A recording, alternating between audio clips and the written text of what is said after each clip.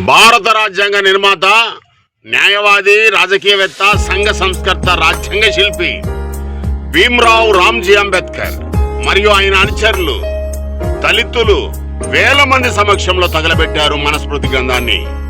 1927 December 27 తారీఖున ఎక్కడ తగలబెట్టారు అని అంటే ముంబై పట్టణానికి 150 కిలోమీటర్ల దూరంలో రాయ్గఢ్ జిల్లా కొంకన్ సమీపంలో గల మహత్ అనే చిన్న గ్రామంలో సత్యాగ్రహ సదస్సు జరిగిన తర్వాత రాత్రి 9 గంటలకు మనస్మృతి గ్రంథాన్ని గంధపు చెక్కలతో చితిని పేర్చిన దానిపై ఉంచి తగలబెట్టారు. ఎర్రటి మంటల్లో కాలిపోయింది. ఆ సమయంలో ఒక నినాదం చేశారు ముక్త కంఠంతో, అంటరానితనాన్ని రూపుమాపండి, బ్రాహ్మణీయ సంస్కృతిని పాతిపెట్టండి. అంటరానితనాన్ని రూపుమాపండి, బ్రాహ్మణీయ సంస్కృతిని పాతిపెట్టండి అనే నినాదం దళిత వర్గాల వారికి చైతన్యం కలిగించింది. ఇదే రోజున ప్రతి సంవత్సరం మనస్మృతిని తగలబెడుతూనే ఉన్నారు అంబేద్కరిస్టులు. మరి ఆ గ్రంథంలో ఏముంది అని అంటే సమానత్వం, స్వేచ్ఛ, మత సామరస్యం, హక్కులు, సోదరభావం లేదు.